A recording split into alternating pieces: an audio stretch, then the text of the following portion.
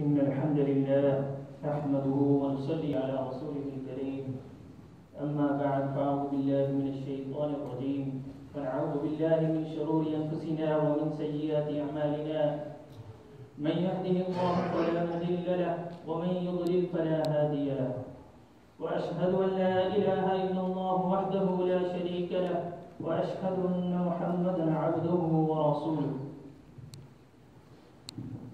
أما بعد يا إخوة الكرام, my brothers and sisters, you know that Islam is the best religion, and everything which is given by Allah, that is the best thing, even in the teachings, even in practice. And you know the Ramadan, the fasting, the month of the fasting is coming soon, and this is the very good practice in worship, because it gives you, refresh your body, refresh your machine.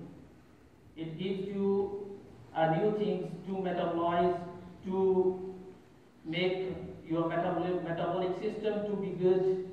So it is the best thing which is coming soon, and we pray from Allah that Allah will make us so that we can keep fasting the whole Ramadan and we can worship whole Ramadan. Ameen. Amen. The first thing which I want to be clear to you, in the Ramadan there is no exemption to anybody, to any person, because it is obligatory. As Quran said, يا أيها الذين آمنوا كتب عليكم الصيام كما كتب على الذين من قبلكم لعلكم تتقون أياما معدودات فمن كان منكم مريضا أو على سفر. So there is only exemption for 2 persons in the Quran and 2 persons in the Hadith. فمن كان منكم مريضا, who is marid, who has a disease. فَمَنْ كَانَ مِنْكُمْ مَرِيضًا أَوْ عَلَى سَفَرٍ, and the other person is, which is on traveling. And there is a contradiction in between the different fiqh, how much it will be the distance and how much it will be. It is the other thing, so we will not go in deep. So the other 2 persons is in hadith, the woman who has al-hayd wal-nifas, means the woman who has menses, and the woman who is near to delivery and after delivery which gives the blood like this. So only these persons have exemptions. There is many misconception which is given by other person. Means if you have exam, if you have this thing, you can leave Ramadan, you can leave. So brothers and sisters, this is no means, if your body will tell you, means if you have an emergency situation, if you have like hypoglycemia, very low blood sugar, and you go in the hospital, that is the situation. The doctor will tell you that this is the situation, you can leave the Ramadan, means the same day you can leave the fasting. So there is no exemption in Islam, especially for adults.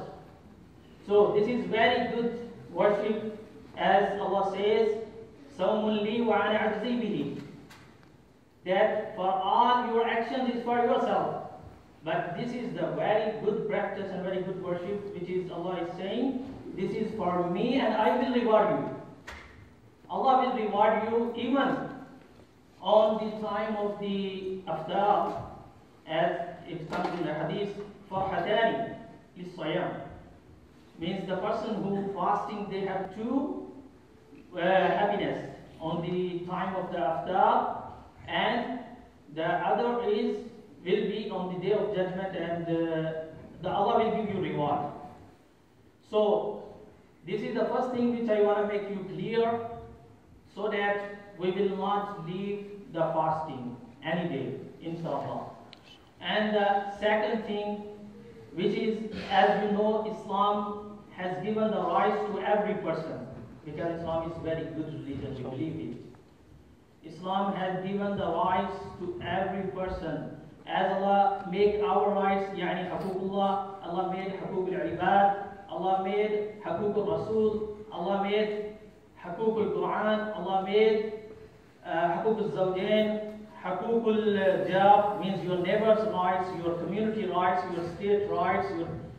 Means Allah made Islam is very good religion in short, because there is every person, everything has rights. Even animals, even trees has rights. But Allah made the rights for the Quran, which is I will talk to you today. So let us talk about the rights of the Quran. The first thing is, which I want to make clear, the first rights is, it is حق التصديق والإيمان به, that you should believe on the Quran. How do you believe?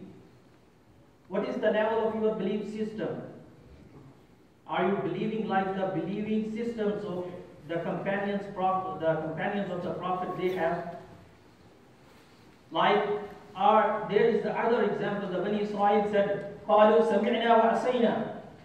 We listened, but we didn't accept. We didn't act upon. But the Prophet advised to their companion, قالوا سمعنا وأطعنا. We listen and we accept and we will act upon. That is the belief system. And how do we believe? وَالَّذِينَ آتَيْنَاهُمُ الْكِتَابَ مِنْ قَبْلِهِ هُمْ بِهِ يُؤْمِنُونَ. And that there are in other people, in other ummah, they also believe. So your belief system will be at the highest level, like the companion of the Prophet sallallahu alaihi wasallam. So there should be no doubt in your belief on even a single ayah. And even inshallah, because we are the Muslims and we don't have, because if you have a mistake in belief system, then your all things will be gonna be destroyed. Your actions, your each and everything. And there are many, like if you see the example in the Quran, and even logically, it is our belief, because وَالَّذِينَ يُؤْمِنُونَ بِالْغَيْبِ, we believe on the ghaib, each and everything. But the other logically and scientifically, if you prove, your each and every ayah will be proven. You will see the Quran will prove you your economical matters, your dealings, your business and finance, your biochemistry, your medical science, your means, in short, each and everything Quran will explain you, will give you the solutions. Like when we were child, we see, I write, the sun is stationary. But no, the science is saying sun is revolving. But the Quran says you before 14 years ago in Surah Yasin, وَالشَّمْسُ تَجْرِي لِمُسْتَقَرٍ لَهَا ذَلِكَ تَقْدِيرُ الْعَزِيزِ الْعَلِيمِ, which shows sun is revolving. And many other means Big Bang theory, your Darwin theory is denied. But the Quran mentioned before 14 years ago. So, without these evidences, we should believe like the companions of the Prophet. وَالَّذِينَ يُؤْمِنُونَ بِالْغَيْبِ. There will be no doubt. And about the fadilah of the Quran, it is the best blessing of the Allah. Allah has blessed the Prophet sallallahu alaihi wasallam many things, many mu'jizat. But the mu'jizatun azima, the great blessing, that is the Quran, Inzal al-Quran. Because Quran says, إِنَّ هَذَا الْقُرْآنَ يَهْدِي لِلَّتِي هِيَ أَقْوَمُ. This is the Quran who will rise you. You can see the conditions of the Muslim today. This is the condition why we are leaving the Quran. We are leaving the teachings of the Prophet. We are not acting upon. And this is the mu'jizatun azima. So we should follow, we should act upon. And the second rights of the Quran is how to recite, how to memorize. Quran says, وَرَتِّلِ الْقُرْآنَ تَرْتِيلًا in the Surah Muzammil. So I want to make clear, you brothers and sisters, one thing, وَرَتِّلِ الْقُرْآنَ تَرْتِيلًا. So we should check up. I am reciting like this. If you see on the وَرَتِّلِ الْقُرْآنَ, this is imperative sentence. This is giving you order. So you should recite like according to his tajweed, according to his meaning. I give you one example. Like in the Surah Al-Baqarah, لَيْسَ الْبِرَّ أَن تُوَلُّوا وُجُوهَكُمْ. لَيْسَ الْبِرَّ. There is bir. This is the meaning like virtue. But there is bur. There is the meaning that floor. And there is bird. That means jungle. So, if you change here in the Surah Baqarah, if you say لَيْسَ الْبُرَّ or لَيْسَ الْبَرَّ, what will be the meaning? You're changing the meaning of the Quran. So, you should focus upon this. Before reciting, you should ask from the teachers, as Quran says, فَسَعَلُوا أَهْلَ الذِّكْرِ إِن كُنتُمْ لَا تَعْلَمُونَ. So, you should teach, you should learn from the teachers who are good in tajweed. And how to memorize? We are memorizing daily. Every person should memorize last chapter, 29th chapter, Surah Fatiha, like this, so that you can recite in the Quran, in the Salah. So these are basics, and it is obligatory to every person. Means he will be capable to memorize the last chapter, 30th chapter, 29th chapter, and some surah, so that he or she can recite in Salah. And we see in the Ramadan we recite, mashallah, may Allah accept our recitation and our Taraweeh and our Ibadah. But is this the Quran only for Ramadan? Is this the book only for Ramadan? Or this is the book only for to make barakah? To use it in many people use.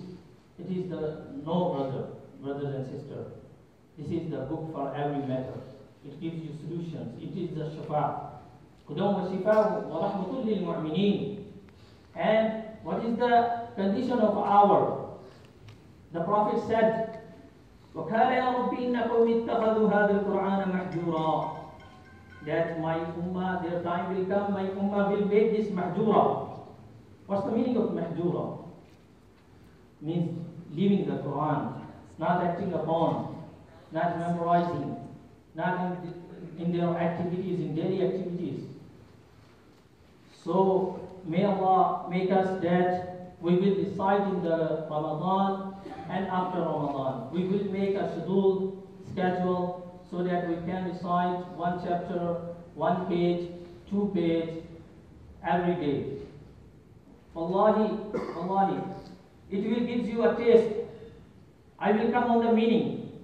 The third حقوق, that is التطبيق والتدبر على القرآن. How to understand the Quran. This is more important than recitation. Because if you are reciting and you don't understand what it's saying, what the Quran says to me, it is Quran not for animals. It is for you. It is for human beings. Allah gives you blessing. Allah gave you this blessing. You are the best ummah, and it is given to the best prophet among all the prophets, and it is came on the best month, means Ramadan. Why all these they got importance? Best Ramadan, best prophet. It is due to this Quran, due to this book. And the third thing, how to understand the Quran. We should focus upon the meanings of the Quran. Wallahi, if you make a schedule that it is Ramadan is coming and more people come in the masjid, if you make a class of the al-Quran or tafsir, so that any teachers can make a class and he give you 1 page like this, it will be a good starting for you to understand. And when you will understand the Quran and you will recite in your salah, then you will test your ibadah. Then you will see, because Quran says, إِنَّمَا الْمُؤْمِنُونَ الَّذِينَ إِذَا ذُكِرَ اللَّهُ وَجِلَتْ قُلُوبُهُم. وَجِلَتْ قُلُوبُهُم. They feel from their heart. They know the meaning. If you don't know, there are many brothers and sisters, they come and they recite Allahu Akbar, Allahu Akbar, Allahu Akbar, Allahu Akbar, Alhamdulillah, but they don't know the meaning of the Surah Fatiha. They don't know what the Surah Fatiha is demanding from us, what is the other Surah is demanding from us, what they are saying. Who is the addressing person? Are you just to recite and go back to home? So we should focus upon the meanings of the Quran, understand the Quran. So minimum should be, this will be the 30 chapter, 29 chapter, and some important verses. So when you recite in your salah, you can understand. Then this condition will come upon you. إِنَّمَا الْمُؤْمِنُونَ الَّذِينَ إِذَا ذُكِرَ اللَّهُ وَجِلَتْ قُلُوبُهُمْ. As you know, when the Prophet ﷺ recite, and the Prophet ﷺ weep, and the companion of the Prophet also has these conditions. When they recite in their salah, the Aisha radiallahu anhu, they said, sometime when I saw the Prophet, their beard is wet from the tears due to the reciting the Quran. So it is obligatory to every person, to every Muslim, that he should understand what he recited in the salah. The last حقوق القرآن, which I am going to explain, that is wal-amalu bih. What is the practice and act upon of the Quran? There is two levels of acting upon the Quran. One is individual level, the other is whole ummah, whole state. I am not going to talk about the whole state because we are living as a community here. So I will talk upon the individual level. Individual level, we should see, I am acting upon the Quran.